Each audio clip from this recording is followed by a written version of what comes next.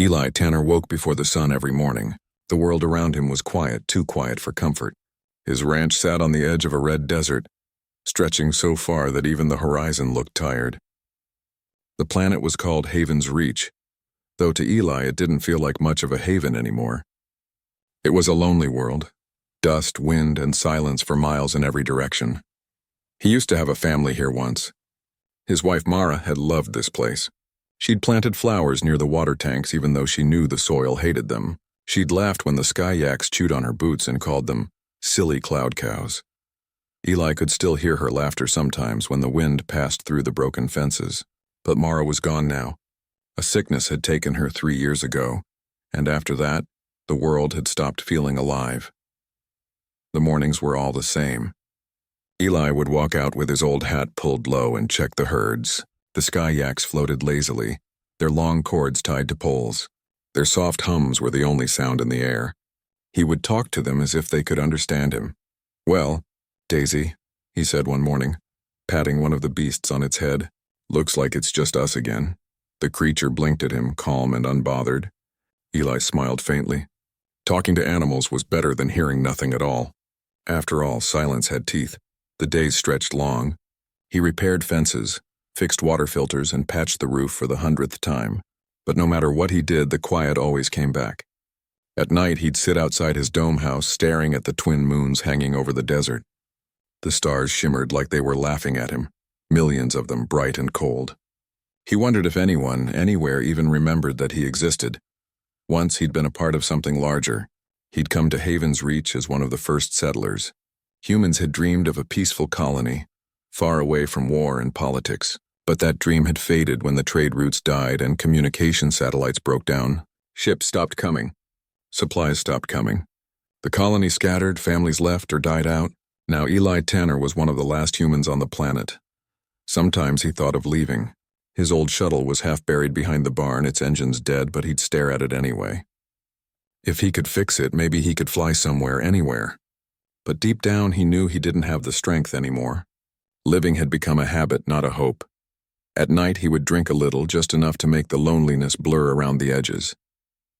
He'd talk to Mara's picture on the wall, tell her about the weather, about the stubborn yak that kept escaping its tether, about how quiet the nights were. He never expected an answer. Then one evening, the sky changed. It started as a faint streak of light far above, so small that Eli thought it was just another shooting star. But the streak grew brighter, too bright. It cut across the horizon like a burning blade, leaving a long trail of blue fire. Eli stood frozen, bottle slipping from his hand. The sound came next, a deep, shuddering roar that rolled across the desert and made the ground tremble beneath his boots. "What in the hell?" he whispered. The light didn't fade. It grew, bursting into a blinding flame that streaked downward, toward the canyons beyond his ranch. The impact came moments later, shaking the domes and sending a wave of dust through the air. Eli stared for a long moment, heart pounding. Meteors didn't burn blue, and they didn't sound like machines dying. He felt something he hadn't felt in years. Curiosity. Maybe even a flicker of purpose. He grabbed his old jacket, slung his rifle over his shoulder, and climbed into his crawler. The engine coughed to life, tired but willing. As he steered toward the distant smoke, Eli Tanner didn't know what waited for him beyond that ridge. He didn't know that this night would change everything. He didn't know that soon. He would no longer be alone. The desert wind howled behind him as he drove into the darkness, and somewhere in that darkness, something alive was waiting, something that would bring light back to his silent world. The crawler's headlights cut through the dust as Eli Tanner drove toward the glowing smoke. His hands gripped the wheel tight. The desert was trembling beneath him, the air still heavy with heat from the explosion. He had seen many strange things on Haven's Reach. Storms that could melt steel, beasts that glowed in the night, but this was different. This felt alive. The ridge ahead glowed faint blue, like a piece of the sky had fallen and set the earth on fire. As Eli climbed higher, the crawler's engine coughed, struggling against the rocky slope. When he reached the top, he stopped, eyes wide. Below him lay the wreck. It wasn't a meteor. It wasn't even close. It was a ship, sleek and silver, torn in half, smoke rising from its broken engines. Strange glowing symbols pulsed weakly across its side, It looked beautiful even in ruin, like a fallen star gasping for its last breath. Eli's heart pounded. For a long moment he just sat there staring.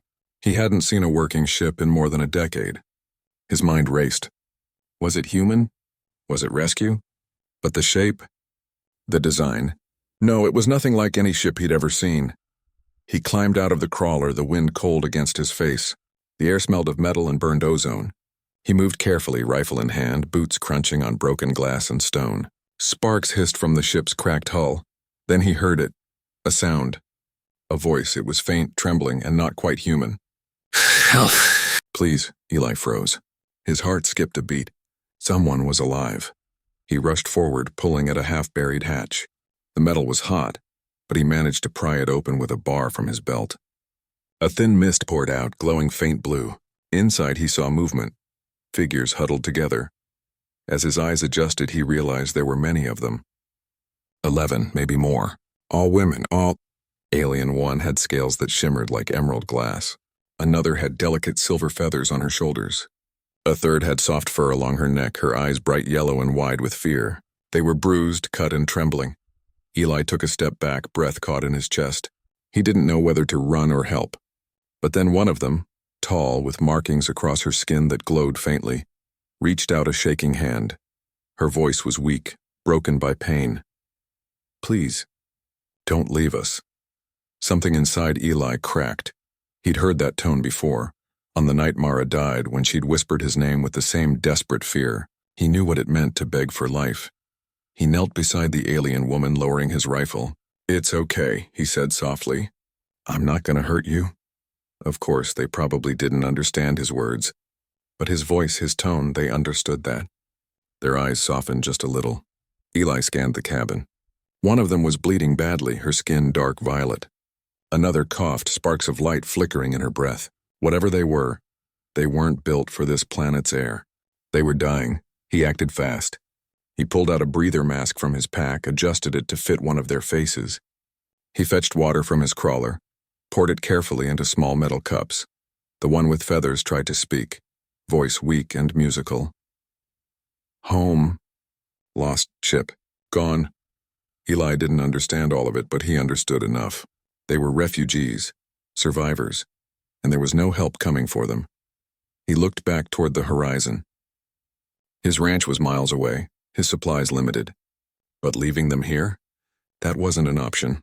He stood up, decision already made. All right, he muttered under his breath. Y'all are coming with me. He began carrying them one by one to his crawler. They were light, too light, like the life had already started slipping out of them. The crawler's engine groaned under the weight, but Eli didn't stop. By the time he loaded the last one, the sky had begun to pale with morning light. He glanced back at the broken ship, its flames dying slowly, sparks fading like falling stars. Rest easy, he whispered. You're safe now. As the crawler rolled across the desert toward home, Eli glanced at his passengers. Some slept. Some stared at him with wide, unblinking eyes. One reached out a trembling hand and touched his sleeve, as if to make sure he was real. Eli Tanner had no idea who they were or where they came from. But for the first time in years, he wasn't driving toward emptiness. He was driving toward purpose, and somewhere deep inside, the old rancher felt something he thought he'd lost forever. Hope. When the crawler rolled into the ranch yard, dawn was breaking over Haven's Reach. The red sky glowed like burning glass, and dust shimmered in the cold air. Eli Tanner parked near the main dome and looked back at the silent group inside the crawler. 11 faces stared back at him, worn, frightened, and uncertain. He took a deep breath. He didn't have a plan, but plans didn't matter now. He just knew one thing. They needed help, and he was the only one who could give it. All right, he said quietly, pushing open the crawler door. Let's get you all inside. They didn't understand his words, but they followed his gestures. Slowly, one by one, the women stepped out. Their movements were weak but graceful, like dancers trying to remember how to walk. The air on Haven's Reach was harsh, thin, dry, and full of iron dust, and it made some of them cough. Eli helped them into his largest dome, the one that used to be Mara's garden room. The plants were gone now, long dead, but the air system still worked. He adjusted the oxygen levels, closed the vents, and fetched blankets and water. It took hours to get them all settled. He cleaned wounds with what little med gel he had left, wrapped bandages around strange limbs, and listened to soft alien voices whispering in confusion.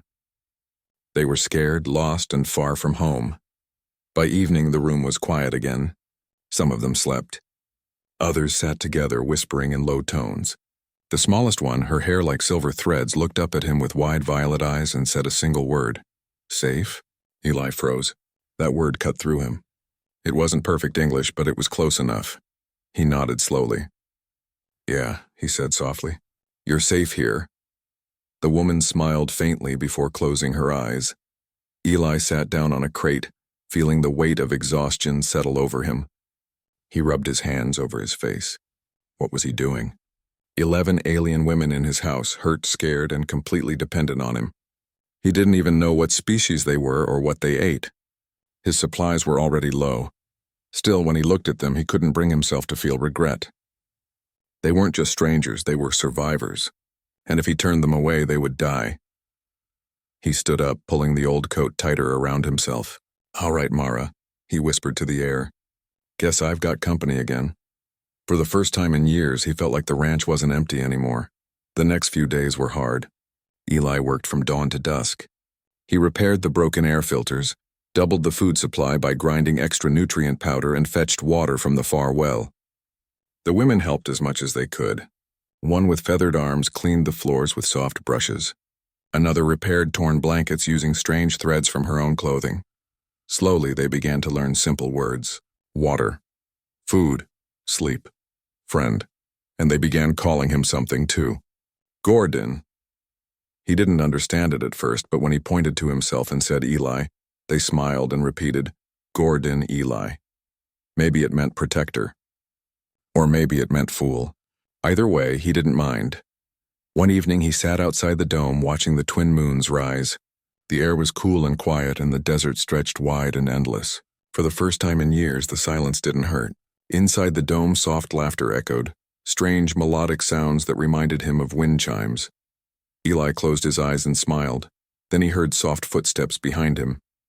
He turned to see one of them, the tall one with glowing lines on her skin. She looked stronger now. She sat beside him, staring up at the stars. Home, far, she said quietly. He nodded. Yeah, mine too. She looked at him then, eyes glowing faintly in the moonlight. You. Help, you! Guard. Eli's throat tightened. He didn't know how to answer, so he just said, It's what decent folks do. She reached out, placed a hand over his chest, and said softly, Gordon. In that moment, Eli Tanner understood. It wasn't just a word. It was a title, a promise. He looked out at the stars again, and for the first time since his wife's death, he whispered words that carried weight and hope. I'll keep you safe, he said. All of you, as long as I breathe. The wind moved gently across the sand, carrying his words into the night. From that night on, the lonely rancher of Haven's Reach wasn't just a man anymore. He was a guardian. The days that followed were quiet but full of life. The ranch, once silent like a grave, now echoed with new sounds, soft voices, strange laughter, and the hum of alien songs that drifted through the dry air. For the first time in years, Eli Tanner woke up to something other than the sound of wind and machines. Every morning, the aliens, his new companions, gathered near the water tanks as the first light touched the desert. They were weak at first, still healing from their wounds, but each sunrise brought back a little more color to their faces. Their strange eyes shone brighter, their movements steadier. Eli worked hard to make them comfortable. He built extra shelters using old cargo panels, fixed the oxygen filters, and set up a long table outside the dome for them to eat together. The ranch had never been so alive. He wasn't sure what to feed them at first, so he tried everything. Ground meal, cooked yak meat, even wild cactus fruit. Some food made them sick, some they loved. The silver-feathered one, Sarah, as he'd learned, especially liked the cactus fruit. She'd laugh softly every time the juice ran down her fingers, and Eli couldn't help but smile when he saw it. Over time, he learned their names, or at least something close to them. Sarah was the gentle one who hummed while she worked. Carrie was quiet, shy, but her soft glowing hands could heal small cuts. Reth was tall and silent, the protector of the group, always watching with calm eyes. There were others too, each with a story written in scars and tired smiles. Eli didn't ask too many questions at first. He could tell by their faces that the past hurt too much. But little by little, through gestures and broken words, he started to understand. They had escaped from a war. Their world had been destroyed by a powerful empire, their ship shot down while fleeing across the stars. They had lost everything, their homes, their families, their people. When Eli heard that, something inside him softened even more. Because he knew that kind of pain. He'd lost everything too, so he didn't see them as aliens anymore. He saw them as lost souls, just like him. One evening as the twin moons rose, Eli sat outside fixing a broken drone while Sarah and Carrie tended the small garden they had planted. The plants were simple desert herbs, but they glowed faintly under moonlight. The aliens had mixed their own seeds into the soil, and now strange blue leaves grew beside green ones. Eli watched them for a long time, smiling. "Guess we're really farming together now," he muttered. Sarah looked up, tilting her head. "Farm? Together," she repeated, smiling warmly. Her accent was rough, her voice light and musical. Eli chuckled. "Yeah, that's right." That night, as he walked back to the dome, he paused by the wall where Mara's old picture still hung. The sight hit him harder than usual. He realized something. His heart didn't ache the same way anymore. The pain was still there, but it wasn't hollow. It was changing, healing slowly like a scar closing. He touched the frame softly. "You'd have liked them, Mara," he whispered. "They're good people. Strange, but good." The days turned to weeks. The ranch became a home again. The air was filled with soft alien songs during the evenings, and sometimes Eli would join with his old harmonica, playing tunes he hadn't touched in years. The women would sway to the rhythm, their laughter echoing under the moons. But it wasn't all peace. There were moments when darkness returned, when the women woke up screaming from nightmares of fire and death. Eli would rush to their side, kneeling beside them. He didn't have the right words, but he'd whisper softly, "You're safe now. Nobody's going to hurt you here." Sometimes they cried. Sometimes they just stared at him as if trying to believe the promise. Eli didn't mind. He had made that promise to himself too, and so the ranch became more than a home. It became a refuge. For the 11 alien women, it was a place to start over. For Eli Tanner, it was a chance to live again. Each sunrise painted the red sky gold, and each night brought warmth where only emptiness had lived before. The lonely rancher of Haven's Reach was lonely no more. But fate, as it often did, was not done testing him yet. Far beyond the horizon, something was moving, something dark and mechanical, searching for what had been lost, and soon it would find him. Life on the ranch had finally become peaceful. The sun rose and fell on Haven's Reach, painting the red desert in gold and violet. Eli Tanner's home was no longer a place of silence. It was filled with voices, laughter, and the sound of small, ordinary life returning. Each day, the alien women worked beside him, fixing fences, planting seeds, caring for the herds. Eli taught them how to ride the crawler and mend broken tools, while they taught him a few of their words and songs. It wasn't a perfect life, but it was a good one. And for a while, it seemed like the past had finally left them alone. Then one morning, the sky changed. Eli was repairing a water pump when he noticed the shadow. At first, he thought it was a cloud, something rare on this dry world, but the shape was too sharp, too deliberate. It moved against the wind, gliding in slow circles above the ranch.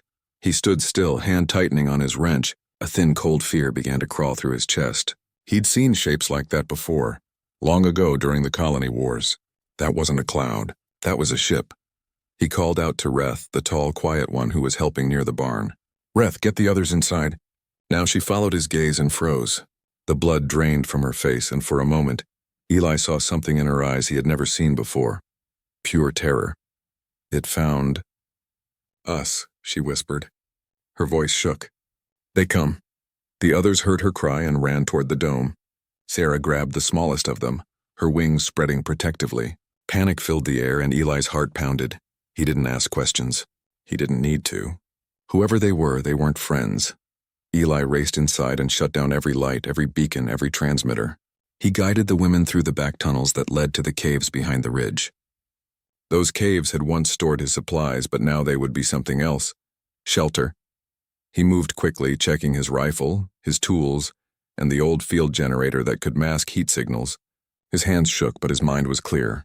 The war instincts he'd buried long ago came back without being asked. "Stay quiet," he whispered, his voice low but steady. "Don't make a sound, no light, no movement." "You hear me?" Sarah nodded, tears trembling on her cheeks. "Eli, please." "You come too." He hesitated for a moment, his chest tight. Then he smiled sadly. "I will. But first I gotta make sure they don't find this place." He stepped out before she could stop him. The sky above had turned darker. The ship was lower now, humming like thunder. It wasn't large, maybe a scout, but its shadow crawled over the land like a predator searching for prey. Eli climbed the ridge, keeping low. The dust stung his eyes, but he didn't care. He reached the highest rock and watched as the ship hovered near the ranch, beams of white light scanning the ground. He could see the markings now, black and silver symbols burned into its hull. They matched the ones on the wrecked ship from weeks ago. His gut twisted. These were the same people who had destroyed their world. He crouched behind a boulder and aimed his old plasma rifle. The weapon was ancient, patched, and rusted, but it still fired true. He waited. Minutes passed like hours. The ship's searchlight swept dangerously close to the caves. Eli knew that if they detected even one sign of heat, the women would be found. "Come on," he whispered. "Just go away." But the ship didn't leave. It began to descend. Eli's jaw tightened. He took aim, his finger trembling slightly. "You picked the wrong ranch, boys." He fired. The rifle roared, a burst of light slicing through the air. The shot hit one of the ship's scanners, blowing it apart in a shower of sparks. The ship jerked, alarm lights flashing. Then chaos erupted, energy blasts rained down around him, lighting the ridge with fire. Eli ducked behind rocks, heart pounding, returning fire whenever he saw a target. Dust and smoke filled the air. The ground shook. He knew he couldn't win. Not against a ship. But he didn't need to win. He just needed to buy time. Every second he fought meant they were still safe. After a long, burning minute, the ship pulled up, smoke trailing from its damaged side. It turned away, rising fast into the sky until it disappeared beyond the clouds. Eli fell to his knees, breathing hard, sweat and dust covering his face. His ears rang, his body ached, but he was alive, and more importantly, they were safe. He stood slowly, looking down at the desert. The ranch was scarred, fences broken, parts of the barn on fire, but the caves were untouched. A weak laugh escaped his lips. "Guess that's one for the home team," he whispered. Then his vision blurred. He touched his side and felt warmth, blood. The world tilted, and Eli Tanner fell to the ground. But before he blacked out, he saw them running toward him, Sarah, Reth, Carrie, and the others, faces full of fear and love. And his last thought before darkness took him was simple, soft, and full of peace. At least they're safe. Dust still floated in the air when the 11 alien women reached the ridge. Their hearts were pounding and their voices trembled with panic. Smoke curled up from the broken rocks, the scent of burnt metal and scorched earth filling the desert wind. And there, lying among the stones, was Eli Tanner. His body was still, half covered in dust. The old rifle lay beside him, cracked from heat. Blood had soaked through his shirt, dark and heavy. For a moment, no one moved. Then Sarah dropped to her knees beside him, her hands shaking as she touched his face. "Eli, please wake up," she whispered, her voice breaking. "Please don't do this." The others gathered around, silent, tears shining in their strange, luminous eyes. Reth pressed her fingers to his neck, searching for life. Then she gasped. "He's breathing, faint. But he's alive." A wave of hope swept through them. "Quickly," Sarah shouted. "We must bring him to the caves, now." Together they lifted him carefully, using a piece of broken tarp as a stretcher. His head rested against Sarah's arm, his skin pale and cold. She could feel every weak heartbeat like it was her own. Inside the cave, they laid him on a blanket, lit a dim lantern, and began working in desperate silence.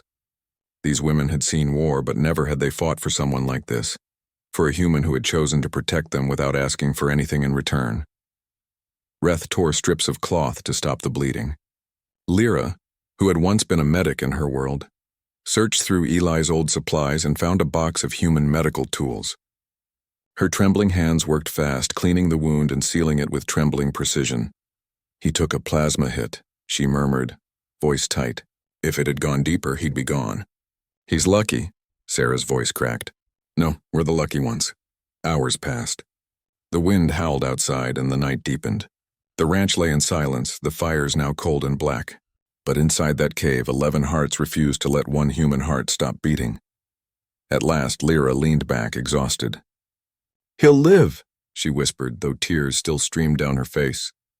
"But he needs rest. Days, maybe weeks." Sarah brushed the dust from his hair gently, her eyes soft. "Then we'll stay," she said. "We'll keep him alive no matter what." They kept their word. Every hour, one of them watched him, keeping his wound clean, feeding him drops of water, talking softly so he would not drift too far from life. Sometimes he stirred, whispering broken words. Most of them were their names. One night, Sarah sat beside him, holding his hand. His fingers twitched weakly in hers. "Eli," she whispered, her voice trembling. "Why did you fight alone?" "Why didn't you call us? We could have helped." He didn't answer, but his lips moved slightly and she leaned close. The faintest whisper escaped him. "Didn't want to lose you." Her tears fell on his hand. "You fool," she said softly. "We already lost too much before you." "We can't lose you too." Days passed like this. Slowly, Eli's strength returned. His eyes opened, pale blue and tired. The first thing he saw was Sarah sleeping beside his bed, her wings folded protectively around him like a blanket. He smiled weakly. "Guess I didn't die after all." Her eyes flew open. She gasped, then laughed and cried all at once. "You stubborn human," she said, touching his face gently. "You scared us."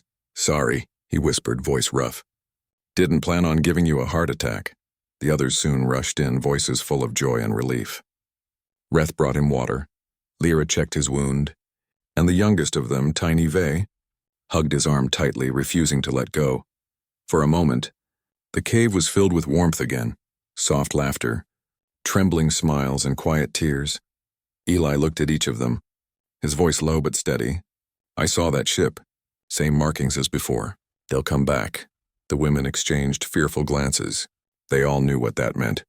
Eli slowly pushed himself up on his elbows, ignoring the pain. "Then we make sure we're ready next time." "You're in no condition to fight," Lyra protested. He smiled faintly. "Then you'll have to help me stand." Sarah looked at him, eyes full of something deeper than fear, something like pride. "You risked your life for us, Eli Tanner. We won't let you fight alone again." He nodded, feeling a warmth in his chest that had nothing to do with the firelight. "Then it settled," he said softly. "We build, we defend, and we make this place a home worth bleeding for."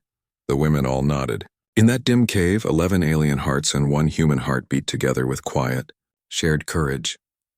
Outside, the stars burned bright above the desert sky, cold and endless, but no longer lonely. For the first time in years, Eli Tanner wasn't just surviving. He was living.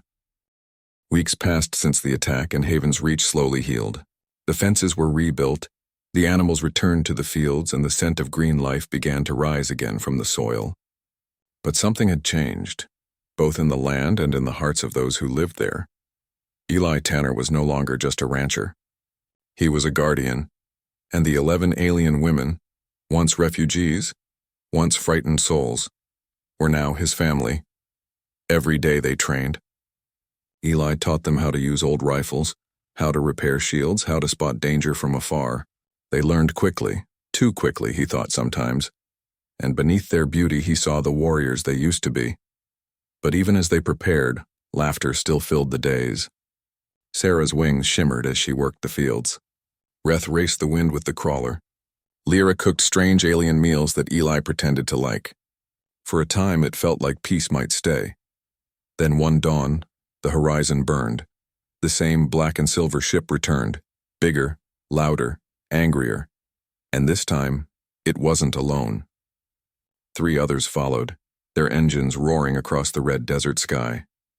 Eli watched them through his scope, his face pale but steady. "So they brought friends," he muttered. Reth stepped beside him, her eyes glowing faintly. "Then we fight as one," he nodded. "We hold them off. We protect this place. No one runs." The others gathered around him. They didn't look afraid anymore. They looked ready. Eli smiled faintly. "All right then. Let's give them a welcome they won't forget." By the time the first ships landed, the ranch was silent. The wind carried only the hum of engines and the crunch of alien boots. Dozens of armored figures spread across the sand, their weapons gleaming. Their leader raised a scanner, speaking in a sharp alien tongue. "We detected survivors. Bring them out." No one answered.